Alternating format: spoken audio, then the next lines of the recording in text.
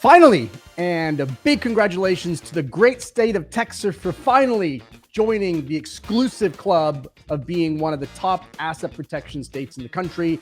This is really, really big news, especially if you are a resident of the state of Texas, because as of September 1st, you're going to really want to rethink how you've been structuring your entities and probably now use a Texas LLC. And why is this? What is this exclusive club? Well, it's a club that consists, before this announcement happened, of basically Nevada, the state of Wyoming, the state of Delaware, and the state of Alaska. And they are the only states that extend charging order protection, which is very important. It extends charging order protection to single member LLCs.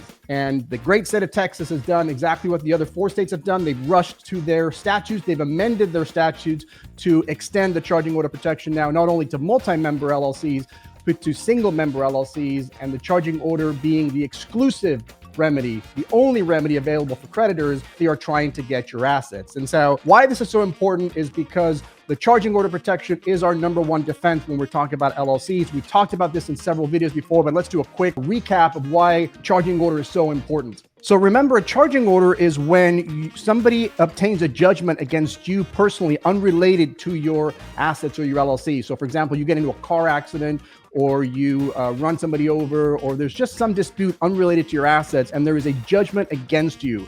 Now, what the judgment creditor, the person who has the judgment against you, would like to do is have the judge turn over your ownership in the LLC so that they could now own the LLC, they could take management of the LLC, and then obviously they could liquidate whatever's inside their LLC, your LLC, in order to satisfy their judgment.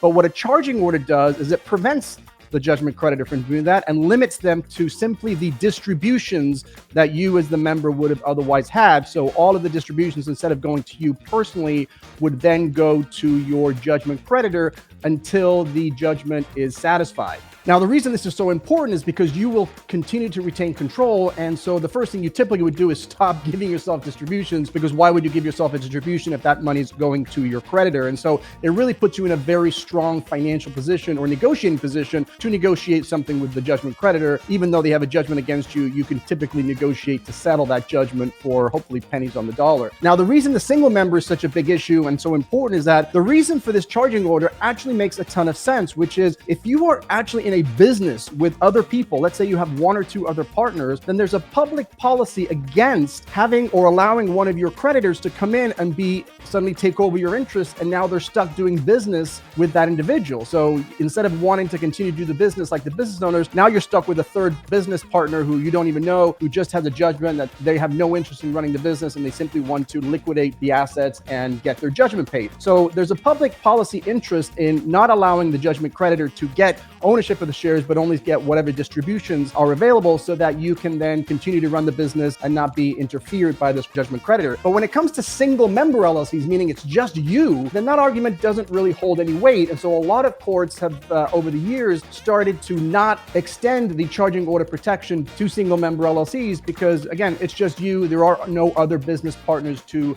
protect. But as I mentioned before, there are a few states, and there's actually more than 5, but now there's a few states that have extended that charging order protection not only to multi-member LLCs, which was the original intent, but also to single member LLCs. Now, there are a couple of other states that extend that protection to single members, but they don't have the charging order as the exclusive remedy, which is really important in asset protection and what we're really focused on.